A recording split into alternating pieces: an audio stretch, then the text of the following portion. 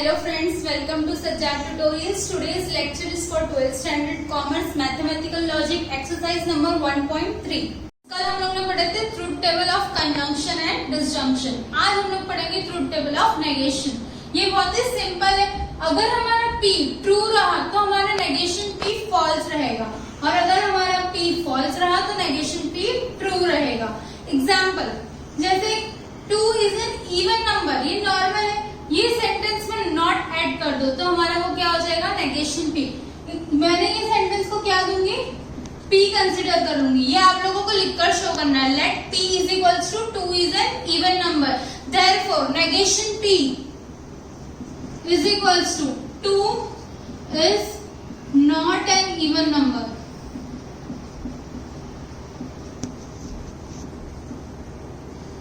He is not honest. यहाँ पे तो नॉट ऑलरेडी है सेंटेंस में, तो हम लोग क्या करेंगे, यहाँ से नॉट को हटा देंगे. He is honest. सिंपल. बस नेगेशन में हमें इतना ही करना होता है और कुछ नहीं करना. Exercise number 1.3. Question number 1. Right the negation of each of the following statement. हम लोग को ये सारे स्टेटमेंट का सिर्फ नेगेशन लिखना है. अब ऑल मैन्स आर एनिमल, इसको हम लोग P कंसिडर कर लेते हैं. तो नेगेशन ऑफ P क्या आएगा, all man are not animal.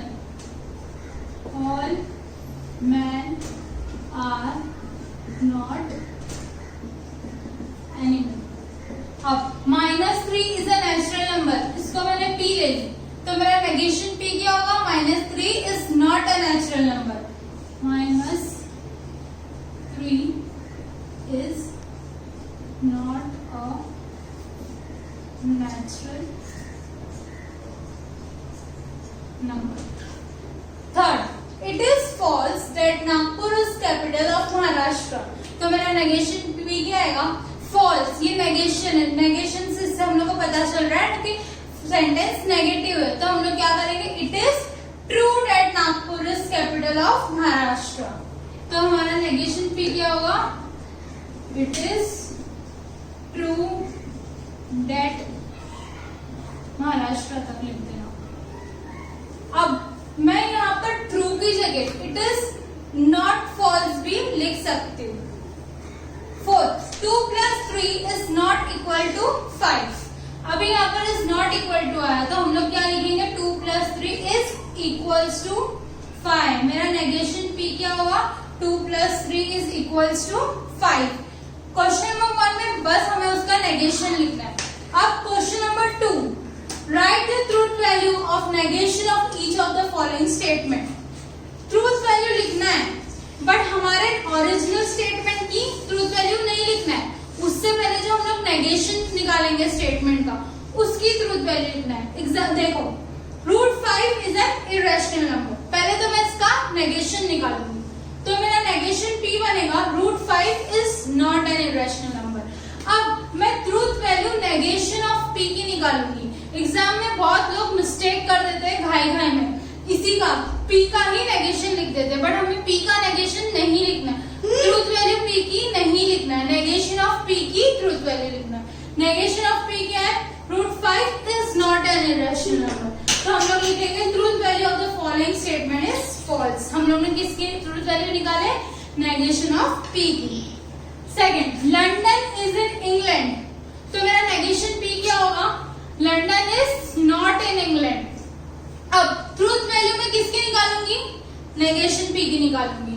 London is not in England, ये हमारा स्टेटमेंट क्या है, फॉल्स. तो इसकी ट्रूथ वैल्यू क्या होगी, F.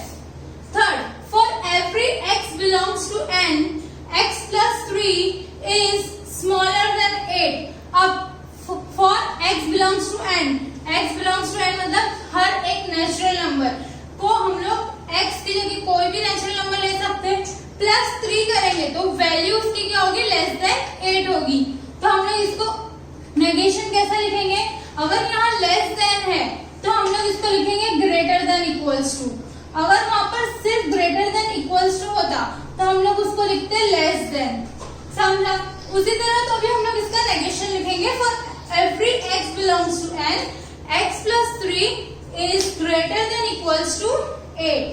तो truth value is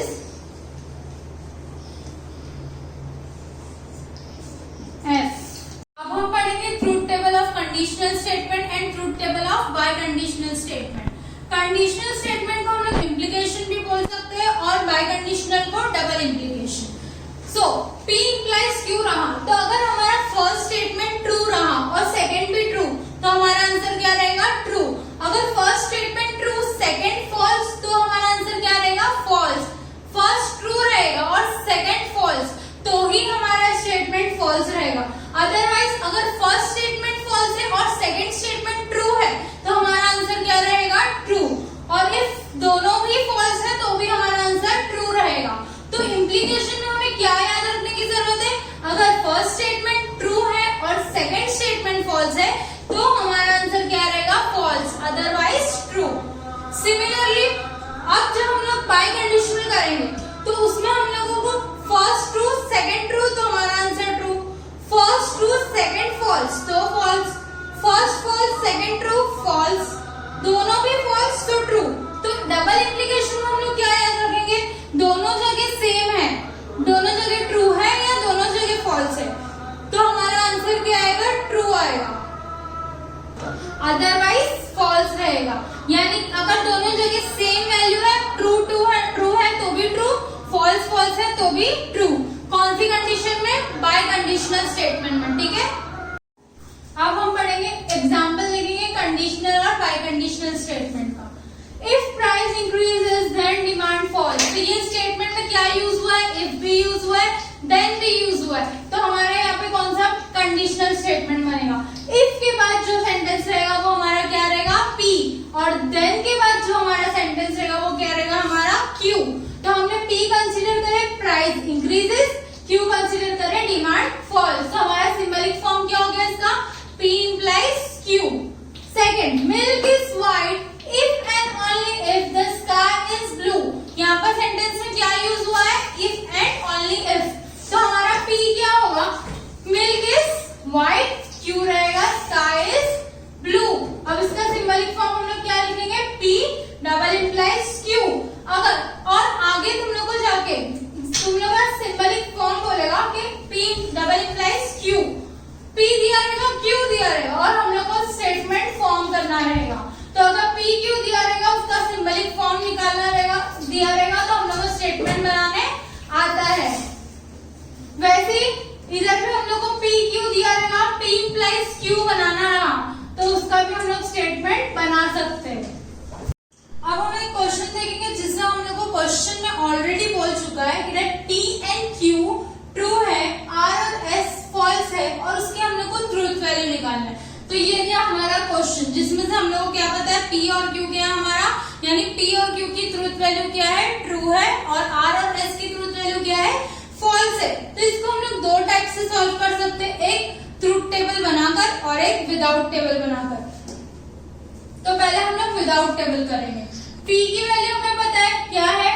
true, double implication की साइन एज इट इज। यहाँ पर हम लोग को पता है Q क्या है? ट्रू है, बट नेगेशन Q क्या है वो हम लोग को नहीं पता है, तो negation Q as it is रखेंगे, Q की जगह T। नाउ R और S, R क्या है हमारा? फॉल्स, डबल इंप्लीकेशन की साइन, नेगेशन S, तो हमारे पास S है, क्या है? फॉल्स, तो negation as it is, false की जगह फॉल्स। अब true, double implication, negation true, तो नेगेशन T की जगह क्या आ जाएगा?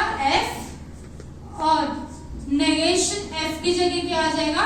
ट्रू। अब डबल इंप्लीकेशन में मैंने क्या बोली, जब ये साइन दिया और हम लोग को ट्रूथ वैल्यू निकालना रहा तो क्या ध्यान में रखेंगे? दोनों जगह ट्रू है या दोनों जगह फॉल्स है तो ही हमारा आंसर क्या आएगा? True, otherwise false. तो यहाँ पर हमारा आंसर क्या आएगा?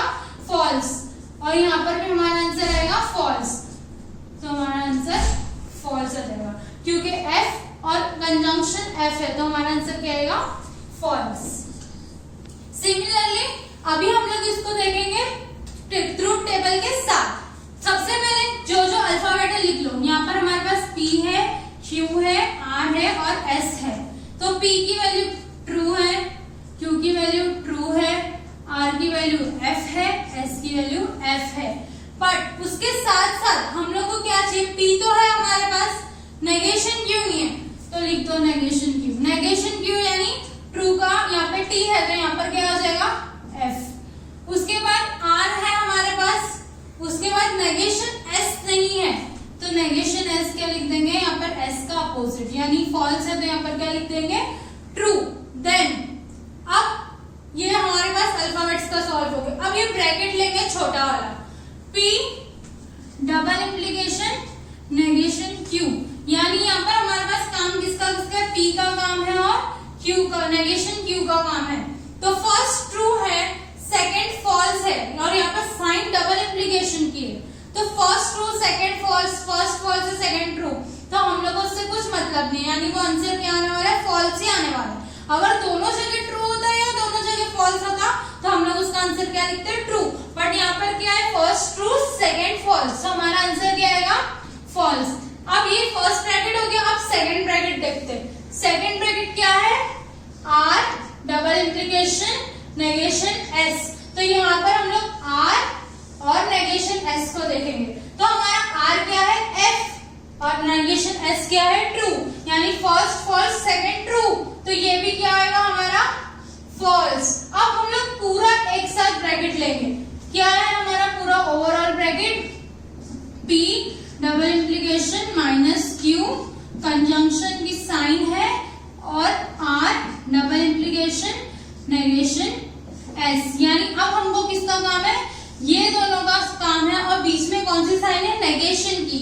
अगर दोनों जगह F है तो हमारा आंसर क्या आएगा यहाँ पर, F। क्यों, क्योंकि देखो सबसे पहले P double implication minus Q क्या था, फॉल्स, ये एंड और ये भी फॉल्स, तो हमारा आंसर क्या आएगा, फॉल्स। तो हम लोग को ये शो करने की जरूरत नहीं, हम लोग डायरेक्ट फॉल्स लिख सकते। तो इसी तरह हमने पहले क्या करा, विदाउट टेबल सॉल्व किए, और इसको हम लोग को टेबल बनाना है, ठीक है। और ये हमारा क्या हो गया, टेबल हो गया।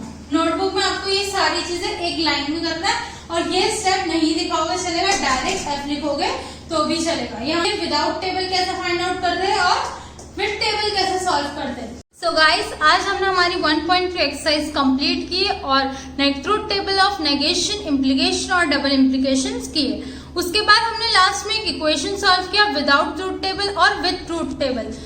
नेक्स्ट वीडियो में हम करेंगे एक्सरसाइज नंबर 1.4, जिसमें आज जो बेसिक कॉन्सेप्ट्स किए हमने वो बहुत ज्यादा काम आने वाले हैं। So do share, like and subscribe our channel. Thanks for